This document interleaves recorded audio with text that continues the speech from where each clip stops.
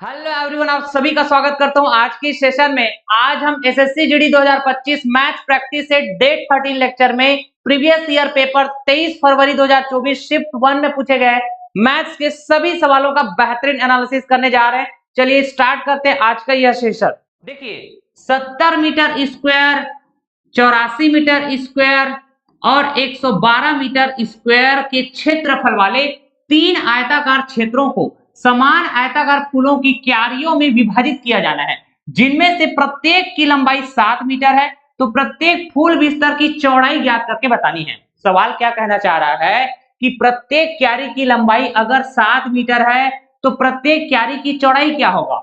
तो इसके लिए जरूरी है मुझे प्रत्येक क्यारी का क्षेत्रफल पता हो। और प्रत्येक क्यारी का क्षेत्रफल कैसे पता कर चलेगा, ये जो तीन क्षेत्रफल दिया हुआ है ना, इसका आप एचसीएफ पता करो। ठीक है, अरे डिवाइड करना है ना, विभाजित करना है हमको, तो वह बड़ा सा बड़ा नंबर जो 70, 84, 112 तीनों को पूरी तरह डिवाइड कर दे तो आप बोलेंगे सर 14। तो ये भी किस में आएगा, मीटर स्क्वायर में। तो ये है वो क्षेत्रफल, किसका क्षेत्रफल, क्यारी का क्षेत्रफल, प्रत्येक क्यारी का क्षेत्रफल। और क्यारी कैसा है, आयताकार है क्या। तो आप कहेंगे कि सर आयत का क्षेत्रफल लंबाई गुना चौड़ाई। तो ये जो क्षेत्रफल की वैल्यू है हम कहेंगे 14 मीटर स्क्वायर। प्रत्येक की लंबाई दिया हुआ है 7 मीटर, चौड़ाई पता करनी है तो 7 से एक बार में, 7 से दो बार में। तो सर यहाँ जो प्रत्येक क्यारी की जोड़ चौड़ाई है वो 2 मीटर आएगा। Option C will be correct. ठीक है, देखिए छात्रों के एक समूह का औसत वजन 44 किलो है। 40 किलो वजन का एक छात्र समूह छोड़ देता है और 34 किलो वजन का दूसरा छात्र समूह में शामिल हो जाता है। मतलब उस समूह में छात्रों की संख्या में कोई बदलाव नहीं हो रहा है सर, यही बात है। यदि नया औसत वजन 43.4 किलो हो जाता है तो समूह में कितने छात्र हैं पता करके बतानी है। अगर हम कहें समूह में छात्रों की संख्या मान लो n, तो n की वैल्यू मुझे पता करनी है सवाल के हिसाब से। आप यहाँ पे देख पा रहे हैं पहले जो औसत वजन था वो 44 केजी, बाद में जो औसत वजन है वो 43.4 केजी। औसत में कमी हुआ क्या, कमी का मतलब लिखेंगे माइनस में, कितने की कमी, आप कहेंगे 0.6 केजी। ठीक है, माइनस में आएगा क्या। तो हमेशा ध्यान में रखना, अगर मैंने कहा औसत में बदलाव या तो प्लस या तो माइनस, तो योग में भी बदलाव देखने को मिलेगा, या तो प्लस या फिर माइनस, जो सभी संख्याओं में डिवाइड हो जाएगा। This is the concept. तो आप कहेंगे सर औसत में कमी हो रहा है तो योग में भी डेफिनेटली कमी देखने को मिलेगा। क्या बोलेंगे सर, औसत में जो कमी हो रहा है वो माइनस का 0.6। ठीक, योग में जो कमी हो रहा है वो कैसे पता चलेगा, पहले बोलेंगे 40 वजन वाला छोड़ दिया और 34 वजन वाला शामिल हो गया। तो इस तरह से ये योग में बदलाव को बताएगा, माइनस का 6 केजी जो सभी संख्याओं में डिवाइड होगा। ऐसे ही बात करेंगे, माइनस से माइनस कैंसिल हो जाएगा, दशमलव हटाया डिवाइड किया 10, 6 से एक बार में, 6 से एक बार में कैंसिल हो जाएगा। तो n की वैल्यू फाइनली आपको मिल जाएगा 10। उस समूह में छात्रों की संख्या कितनी रही होगी, 10। ठीक है, देखिए रिया ने 25% का लाभ अर्जित करते हुए एक लैपटॉप 35,000 रुपए में बेचा। यदि वह 30% का लाभ अर्जित करना चाहती है तो उसे लैपटॉप को किस कीमत पर बेचना चाहिए पता करके बतानी है। 25% का लाभ मतलब 125% कीमत पर बेचे गए होंगे, जिसकी वैल्यू 35,000 रुपए सवाल में देके रखा हुआ है। ठीक है, अगर हम कहें 30% के लाभ अर्जित करना है तो 130% कीमत पर बेचा जाना चाहिए, तो इसकी वैल्यू रुपए में पता चल जाए तो काम बन जाएगा। आप कहेंगे सर 35,000 रुपए को अगर हम डिवाइड करेंगे 125 से तो 1% की वैल्यू रुपए में पता चलेगा। हमको 130% की वैल्यू रुपए में पता करनी है क्या, तो 130 का गुणा कर दिए। आप कहेंगे 25 से काटेंगे 5 बार में, 25 से काटेंगे सर यहाँ पे 1400 बार में। ठीक है, अच्छा 5 से काटेंगे एक बार में, 5 से काटेंगे 2 बार में, फिर 6 बार में। 26 का गुणा कर दीजिए आप 1400 से, तो आप कहेंगे ये 2 जीरो, फिर 14 छके 84, 14 दुनिया 28, 28 और 8 36, तो 36,400 रुपए। यही तो है हमारा answer. Option C will be correct. देखिए यदि x रेशियो y बराबर 7 रेशियो 2 है तो 7x plus 4y ratio 7x minus 4y का वैल्यू क्या है पता करके बतानी है। मैंने कहा x की वैल्यू 7 यूनिट के बराबर, तो 7x की वैल्यू साथ ही 49, तो सर यहाँ पर भी 7x की वैल्यू साथ ही 49। यही कहेंगे सर y की वैल्यू यहाँ पे 2 यूनिट के बराबर है, तो 4y की वैल्यू 4 दूनी 8, तो सर यहाँ पर भी 4y की वैल्यू 4 दूनी 8। यहाँ पे आपस में प्लस करेंगे, यहाँ पे आपस में माइनस करेंगे, ये रेशियो पता चल जाएगा। 49 प्लस 8 कितना हो गया सर 57, ये रेशियो, फिर 49 माइनस 8 41 हो जाएगा क्या ये, ठीक है। तो 57 ratio 41, option A will be correct. देखिए यदि एक संख्या R1 दूसरी संख्या R2 से 13% कम है, इसका मतलब क्या हुआ कि R1 की वैल्यू अगर आपको पता करनी है तो आपको R2 की वैल्यू पता होना जरूरी है। सवाल क्या कहता है, R1 की वैल्यू 13% कम है, तो R1 की वैल्यू परसेंट में बात करें तो जरूर 87% रहा होगा क्या। अब देखो R2 की वैल्यू अगर हम परसेंट में देखना चाहें तो सवाल क्या कहता है, R2 5600 से 50% अधिक है। 50% अधिक है मतलब ये जो R2 की वैल्यू है ना सर 150% रहा होगा, तो परसेंट में हमने R2 की वैल्यू पता किया, तो ये 150% किसका होगा, आप कहेंगे 5600 का, तो 5600 गुणा करेंगे 150% तो हमको R2 की वैल्यू मिलेगा। अब R2 की वैल्यू है 5600 गुणा 150%, ठीक है, तो इसका हम 87% पता कर लेंगे तो हमको R1 की वैल्यू मिल जाएगा, ठीक। तो सबसे पहली बात परसेंट हटाओ, डिवाइड करेंगे 100, परसेंट हटाओ डिवाइड करेंगे 100, ठीक। आप कहेंगे 2 जीरो से 2 जीरो कैंसिल हो जाएगा सर, 1 जीरो से 1 जीरो कैंसिल हो गया, और कुछ कैंसिल होगा, देखो मैंने कहा 2 से काटेंगे 5 बार में, 2 से काटेंगे 28 बार में, 5 से काटेंगे 1 बार में, 5 से काटेंगे 3 बार में, ठीक। तो आप कहेंगे सर ये 28 गुणा करेंगे 3 और गुणा करेंगे फिर 87, इसको सॉल्व कर देंगे तो आपको R1 की वैल्यू मिल जाएगा। सवाल में हमको R1 की वैल्यू पता करनी है क्या, तो आप चाहो पूरा सॉल्व करो या फिर आप यूनिट डिजिट से चलिए, इकाई अंक देखो 3 का गुणा 8 से करेंगे तो 24 आएगा, इकाई अंक 4 आया, फिर 4 का गुणा आप 7 से करेंगे तो 28, इकाई अंक 8 आया, मतलब इसकी वैल्यू जो भी आने वाले इसका यूनिट डिजिट क्या आने वाले हैं sir 8, option B will be correct. आप इसको पूरा सॉल्व करेंगे तो 7308 आंसर आएगा, ठीक है जी। देखिए सवाल क्या कहता है, M1 अकेले एक काम को 14 दिनों में कर सकता है, अगर हम M2 की बात करें तो उसी काम को 70 दिनों में कर सकता है। M3 की सहायता से वे मतलब M1 M2 और M3 तीनों मिलकर उसी काम को 7 दिनों में पूरा कर सकता है। मैंने कहा दिनों की संख्या का आप एलसीएम पता करो, आप कहेंगे सर 70, रीड करेंगे इसको यूनिट से, 70 यूनिट, इसको हम कहेंगे टोटल कार्य। इस टोटल कार्य को डिवाइड करिए आप 1 बाई 1 दिनों की संख्या से, तो ये 5 यूनिट आएगा, ये 1 यूनिट आएगा और ये 10 यूनिट आएगा। हमने कहा कि M1 एक दिन में 5 यूनिट काम कर रहा है, M2 एक दिन में 1 यूनिट काम कर रहा है, तो M3 एक दिन में जरूर 4 यूनिट काम किया होगा क्या, तभी तो तीनों साथ मिलकर एक दिन में 10 यूनिट काम करेंगे। सवाल क्या कहता है कि M3 अकेले उसी काम को कितने दिनों में कर सकता है, हमने कहा M3 के कार्य करने का स्पीड मतलब एक दिन का काम M3 का कितना है, तो आप कहेंगे 4 यूनिट्स पर डे, ठीक है, एक दिन में 4 यूनिट काम निपटा देता है M3। टोटल कार्य कितना है सर 70 यूनिट्स, तो आप कहेंगे ये यूनिट से यूनिट कैंसिल हो जाएगा, डे ऊपर जम करेगा सर, हाँ कि ना। 4 से काटेंगे एक बार में, 4 से काटेंगे एक बार में, फिर 7 बार में दशमलव लगा के 5 बार में, तो सर 17.5 दिन लगेंगे, option B will be correct.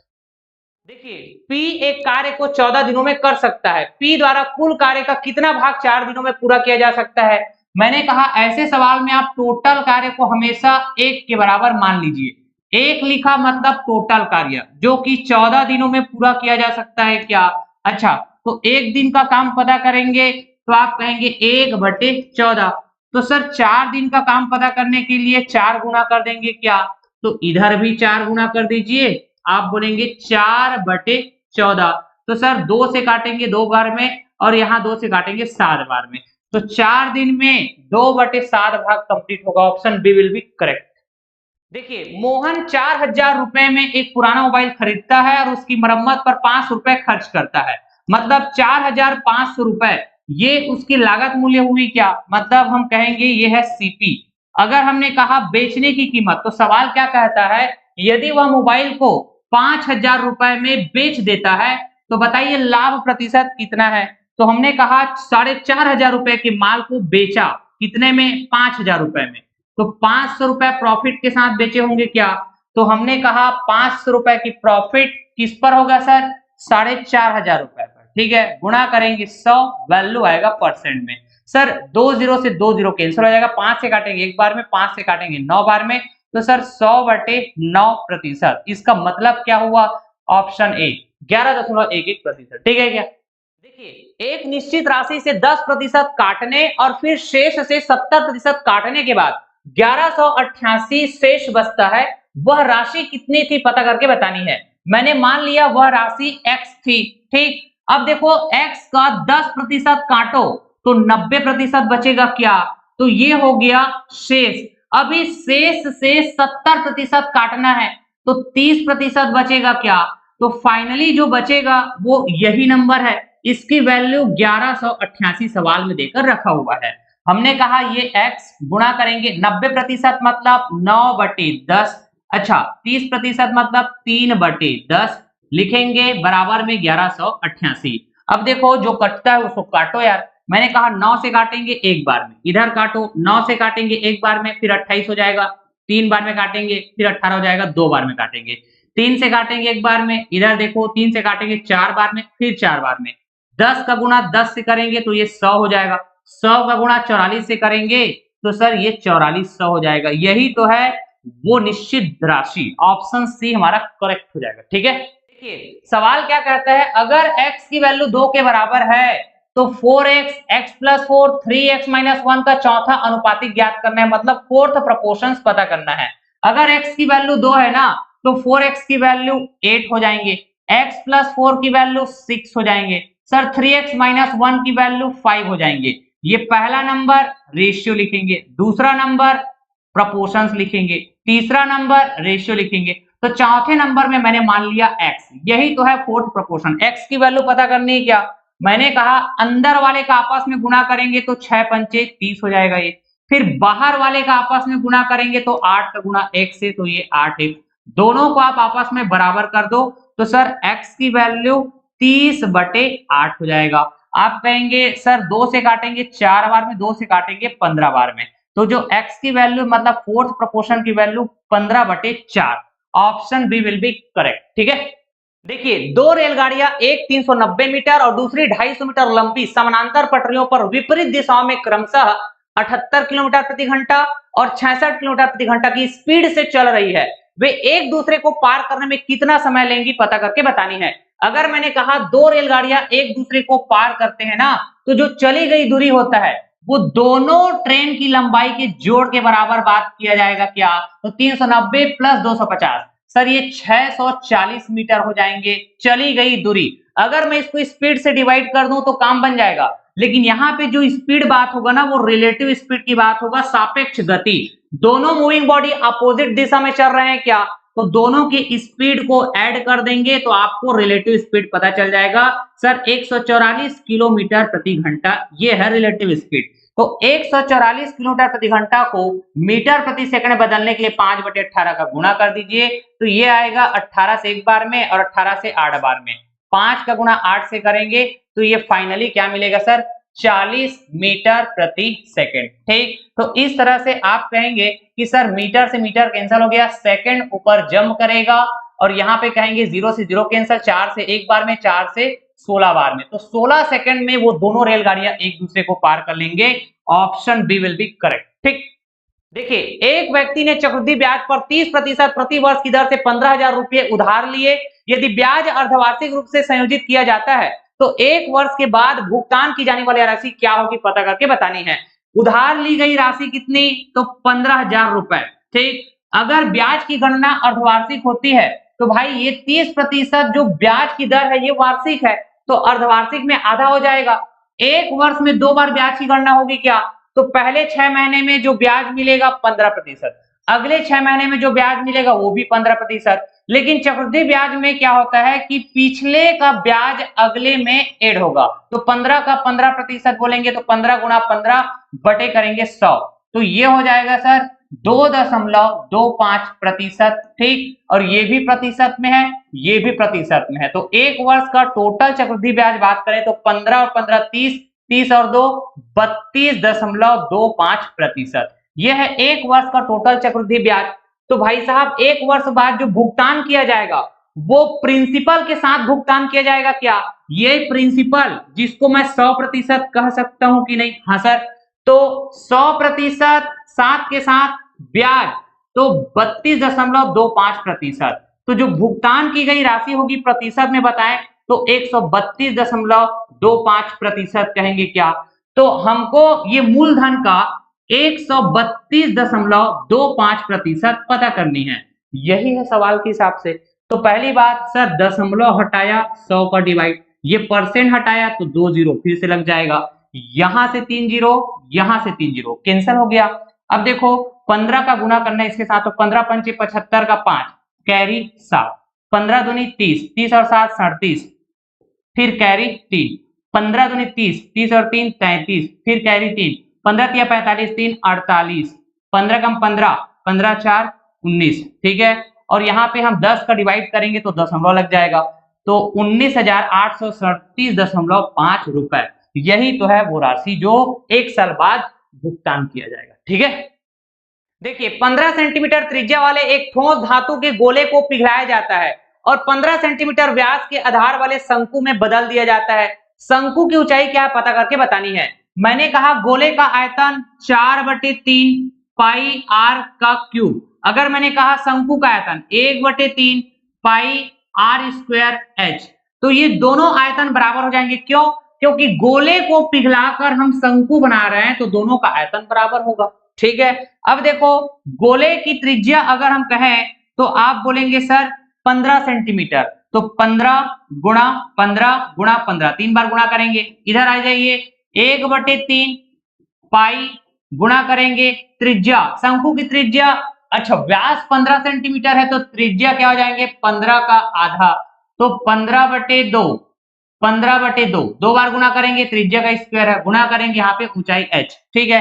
पाई से पाई निपट गया, 3 से 3 निपट गया, अच्छा ये 15 गुणा 15 और इधर का 15 गुणा 15 निपट जाएगा। यहाँ पे क्या बचा 4 गुणा 15 और इधर 2 गुणा 2 करेंगे तो 4, तो 4 इधर आके गुणा हो जाएगा, तो यहाँ मात्र एज बचेगा क्या 15 चौके 60, 60 का गुणा 4 से करेंगे तो सर ये 240 सेंटीमीटर, यही तो एच की वैल्यू है। Option D will be correct, ठीक है। देखिए 28 संख्याओं का औसत 110 है। यदि हम प्रत्येक संख्या में एक संख्या b जोड़ते हैं तो औसत 128 हो जाता है। b का वैल्यू क्या है पता करके बतानी है। तो देखिए औसत है 110 और ये औसत क्या हो जा रहा है 128।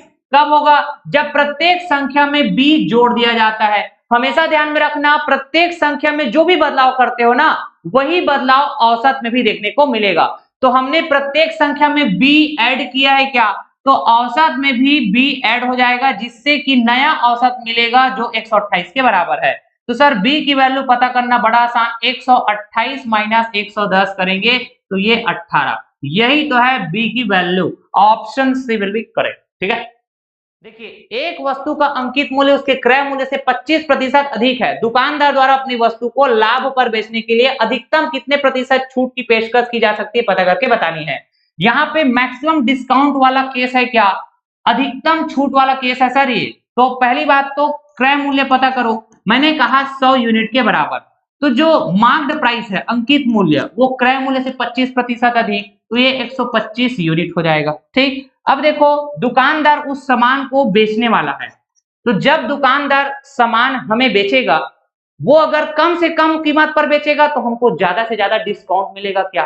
तो अगर मैं कहूं कि उस सामान को खरीदा दुकानदार ने 100 यूनिट पर, अगर वो 100 यूनिट पर ही हमें बेच दिया उस सामान को, तो यही अधिकतम छूट का केस होगा क्या, मैक्सिमम डिस्काउंट का केस होगा क्या डियर। तो डिस्काउंट किस पर मिलता है सर, आप कहेंगे मार्क्ड प्राइस पर, अंकित मूल्य पर, ठीक है। तो 125 के माल को 100 पर बेचा जा रहा है, तो डिस्काउंट कितने का दिया 25 यूनिट का दिया क्या, तो लिखेंगे डिस्काउंट, डिस्काउंट किस पर मिल रहा है 125 पर, गुणा करेंगे 100, तो ये 25 से काटेंगे एक बार में, 25 से काटेंगे 5 बार में, फिर 5 से काटेंगे एक बार में, इधर 5 से काटेंगे 20 बार में, तो 20%, यही तो है अधिकतम छूट, ठीक है, जो कि ऑप्शन सी हमारा करेक्ट हो जाएगा, ठीक। और यही सिचुएशन जो आप देख पाए सीपी बराबर एसपी, हाँ क्या देख पा रहे हैं यहाँ पे, ये यही नो प्रॉफिट, देखो नो प्रॉफिट और नो लॉस का भी केस होता है, ध्यान रखेंगे इस बात को।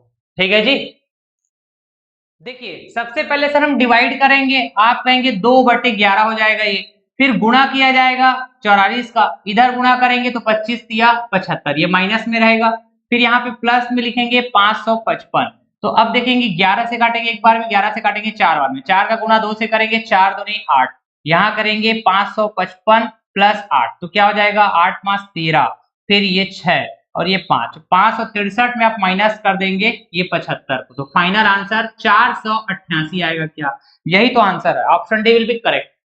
देखिए जॉन ने एक बैंक खाते में $1200 जमा किए, 4 वर्षों के बाद खाते में कुल राशि $1400 है, साधारण ब्याज की वार्षिक दर पता करके बतानी है। मतलब हमको रेट ऑफ इंटरेस्ट पता करनी है। क्या अगर मैंने कहा 1200 रुपए की राशि 4 वर्षों में कितना हो जा रहा है, तो आप कहेंगे 1400, मतलब हमको ब्याज कितना मिला, तो आप कहेंगे सर 200। ठीक, तो ये 200 जो ब्याज मिला है वो 4 वर्ष का है। क्या मैंने कहा साधारण ब्याज हर वर्ष समान मिलता है, तो एक वर्ष का ब्याज कितना हो जाएगा 50 हो जाएगा। क्या तो एक वर्ष का ब्याज है 50, जमा की गई राशि लिखेंगे नीचे में 1200, गुणा करेंगे 100, तो ये वैल्यू परसेंट में आएगा, जो क्या कहलाएगा रेट ऑफ इंटरेस्ट। 20 से 20 कैंसिल हो जाएगा, 12 से काटेंगे एक बार में, 12 से काटेंगे 4 बार में, फिर दशमलव लगाया, फिर 12 से काटेंगे एक बार में, तो 4.1 समथिंग आ रहा होगा, तो ऑप्शन ए हमारा क्या हो जाएगा करेक्ट। ठीक है, देखिए यहाँ पे फ्रैक्शन वाले नंबर दिए हुए हैं और इसका एलसीएम पता करनी है, तो इन नंबर्स में ऊपर वाले वैल्यू पता करो 9, 21 और ये 63। अच्छा नीचे वाले वैल्यू पता करो तो 4, 10 और ये 20। ठीक है, तो जब भी आपको फ्रैक्शन नंबर का एलसीएम पता करनी हो ना, तो हम ऊपर वाले का क्या पता करेंगे एलसीएम पता करेंगे, और नीचे वाले का क्या पता करेंगे एचसीएफ पता करेंगे। अगर हमको पूछा जाए एचसीएफ, तो ऊपर वाले का एचसीएफ, नीचे वाले का एलसीएम। ठीक है, तो इसको हम इस तरह से आपस में डिवाइड कर देंगे, हमारा आंसर आ जाएगा यार। आप कहेंगे एलसीएम के लिए सर हम बड़ी से बड़ी वैल्यू सेलेक्ट करेंगे दी हुई वैल्यूज में, तो हमने 63 सेलेक्ट किया। अगर ये 63 9, 21, 63 तीनों से डिवाइड हो जाए तो यही हमारा एलसीएम हो जाएगा। डिवाइड हो रहा है क्या 9 7 63, 21 63, 63 एकम 63, तो सर हमको एलसीएम पता चल गया। अगर हम एचसीएफ की बात करें तो छोटी नंबर सेलेक्ट करेंगे, तो छोटी नंबर अगर तीनों नंबर को डिवाइड कर देगा तो यही हमारा एचसीएफ हो जाएगा। कर पा रहा है क्या नहीं, तो 4 से फिर हम छोटी वैल्यू देखेंगे जो तीनों को डिवाइड कर दे। ठीक, तो आप कहेंगे सर 2, जो कि 4 को भी डिवाइड कर देगा, 10 को भी डिवाइड कर देगा, 20 को भी डिवाइड कर देगा। सिंपली आप डेफिनेशन से चलेंगे, आपका आंसर आ जाएगा। तो 63/2 यही हमारा आंसर है, option D will be correct. देखिए एक वस्तु का अंकित मूल्य 9600 रुपए है, अगर इसका विक्रय मूल्य 6336 रुपए है, तो छूट प्रतिशत डिस्काउंट परसेंटेज पता करनी है।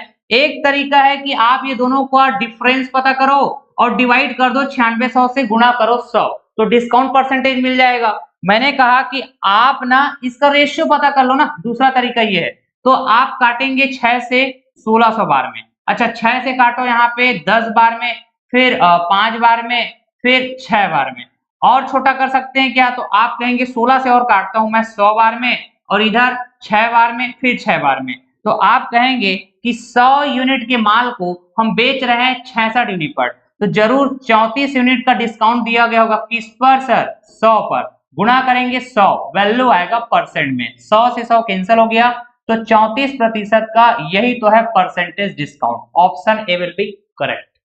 ठीक है दोस्तों, तो ये रहा SSC GD previous year paper 23 फरवरी 2024 शिफ्ट 1 में पूछे गए मैथ्स के सभी सवालों का बेहतरीन एनालिसिस। आशा करता हूं कि आप सभी ने ये सेशन एंजॉय किया होगा।